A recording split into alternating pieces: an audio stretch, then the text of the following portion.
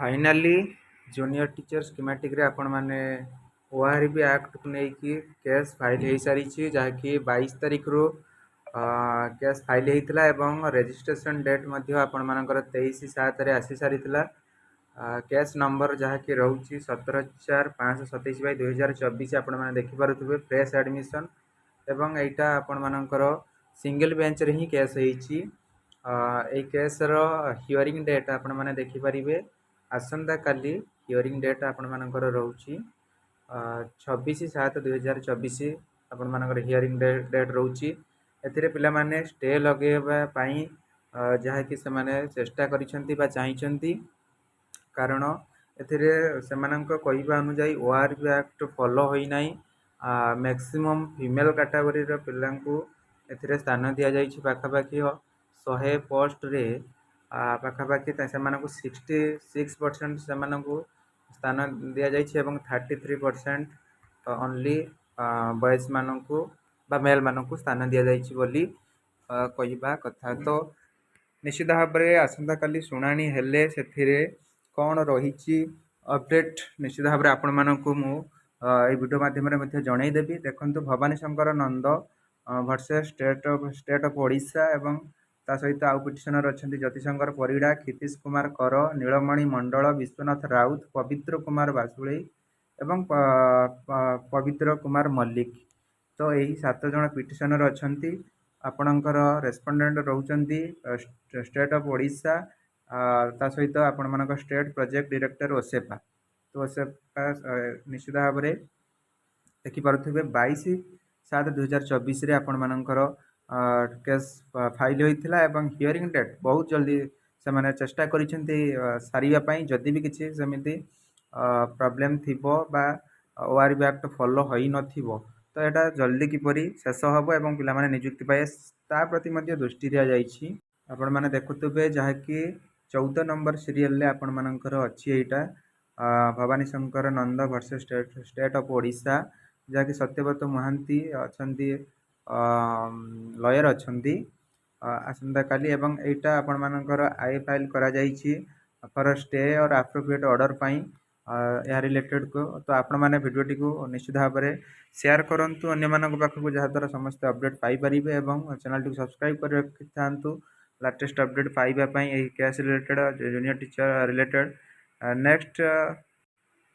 Next update रोची directorate of teacher education and SCERT तरफ भुवनेश्वर तरफ नोटिफिकेशन नंबर 3339 डेट आपण मैंने देखिपे आज का डेट 25/7/2024 रे नोटिस होईची एडमिशन टू डीएलडी कोर्स 2024 रे आपण मन डीएलडी बा सिटी कोर्स पई आपण मानकर नोटिस आसी सारी एवं सेटा 2024 रे ऑनलाइन सीबीटी जरिया रे आपण मानकर एग्जाम कंडक्ट हम 2024 एवं 24 सेशन पाई जहाँकि ऑनलाइन एप्लिकेशन एप्लाई आपण मानकर 26/7/2024 2:30 PM ठारू आरंभ हो 15/8/2024 मिडनाइट पर्यंत अच्छी ऑनलाइन पेमेंट 26/7 रु 15/8 मिडनाइट पर्यंत रखा जाइए। आपण मान टोल फ्री नंबर एठारे दिया जाइए कांटेक्ट करि परिबे।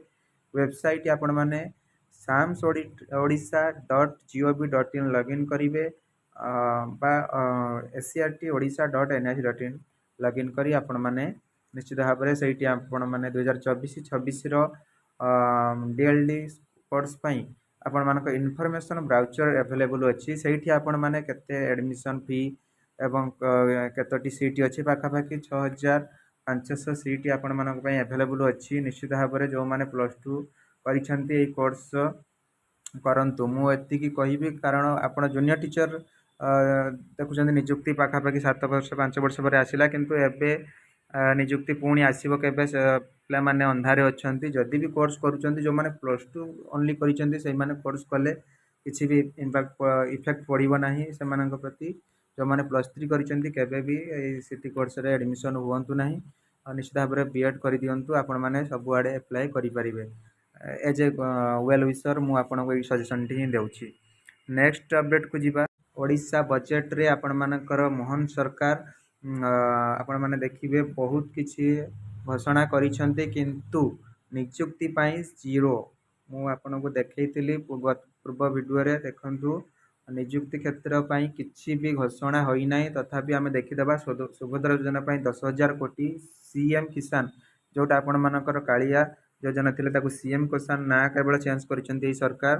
1935 କୋଟି, ଆୟୁଷ୍ମାନ ଯୋଜନା ପାଇଁ 500 କୋଟି, ଓଡ଼ିଆ अस्मिता କର୍ପସ ପାଇଁ 200 କୋଟି, ମୁଖ୍ୟମନ୍ତ୍ରୀ ଜନଜାତି ଜୀବିକା ପାଇଁ 200 କୋଟି ଟଙ୍କା ଖର୍ଚ୍ଚ କରିବେ ସରକାର ଏବଂ ସମୁଦ୍ର କୃଷକ ପାଇଁ 5,000 କୋଟି, ପୁରୀ ଶ୍ରୀମନ୍ଦିର ପାଇଁ 500 କୋଟି ଟଙ୍କା ଏବଂ ପ୍ରଧାନମନ୍ତ୍ରୀ ସୂର୍ଯ୍ୟଘର ଯୋଜନାରେ 100 କୋଟି ଟଙ୍କା ଖର୍ଚ୍ଚ ହେବ ଏବଂ ଯେଉଁମାନେ 80 ବର୍ଷ ଉପରକୁ ଅଛନ୍ତି ସେମାନଙ୍କ ପାଇଁ ଭତ୍ତା ପ୍ରଥମ ପର୍ଯ୍ୟାୟରେ 3,500 ଏବଂ ଯେଉଁମାନେ 80% ଉପରକୁ ବିକଳାଙ୍ଗ ଅଛନ୍ତି ସେମାନଙ୍କ ପାଇଁ ମଧ୍ୟ ଏଇଟା ଲାଗୁ ହେଇଛି, ଯାହାକି 3,500 ପାଇବେ। ଅନ୍ୟମାନଙ୍କ ପାଇଁ କିଛି ଏପର୍ଯ୍ୟନ୍ତ ଘୋଷଣା ହେଇନାହିଁ।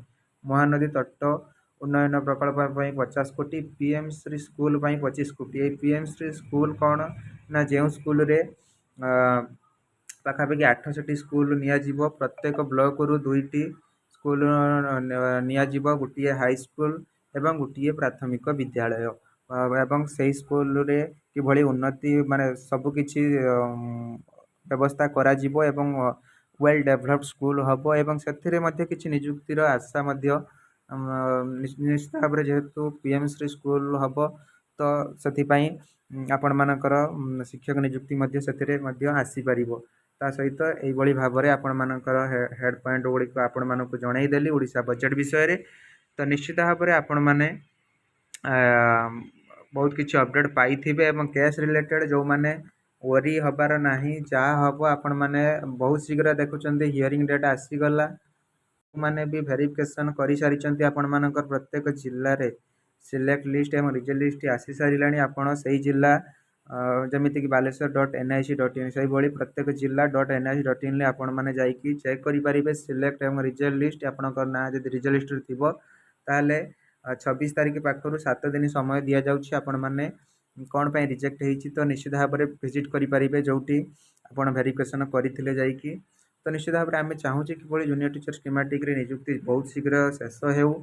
ଯଦି ବି କିଛି ସେମିତି ଗଲତି ରହିଛି ଓସେବା ତରଫରୁ ଆପଣମାନେ ବିଗତ ଦିନରେ ମଧ୍ୟ ଦେଖିଥିଲେ ତ ନିଶ୍ଚିତ ଭାବରେ ଏହାକୁ ସର୍ଟ ଆଉଟ୍ କରିବା ପାଇଁ ପିଲାମାନେ ମଧ୍ୟ କେସ୍ କରିଛନ୍ତି ବା କେସ୍ ଫାଇଲ୍ କରିଛନ୍ତି ଏବଂ ବହୁତ ଜଲ୍ଦି ଆପଣମାନେ ଜାଣିଲେ ଯେ 26ରେ ବା ଆସନ୍ତାକାଲି ଆପଣମାନଙ୍କର ହିୟରିଂ ଡେଟ୍ ମଧ୍ୟ ଆସିସାରିଛି।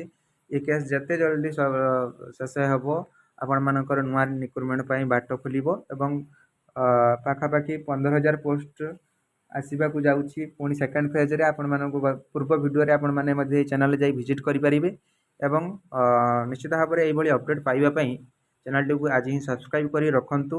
ଆପଣଙ୍କୁ ଲାଟେଷ୍ଟ ଅପଡ଼େଟ୍ ମୁଁ ଏହି ଚ୍ୟାନେଲ ମାଧ୍ୟମରେ ଦେବି। Thank you for watching. ଜୟ ଜଗନ୍ନାଥ, ବନ୍ଦେ ମାତରମ୍। ଯିବା ଗୋଟିଏ ଭିଡ଼ିଓଟିକୁ ସବସ୍କ୍ରାଇବ୍ କରିଦିଅନ୍ତୁ ଏବଂ ଚ୍ୟାନେଲଟିକୁ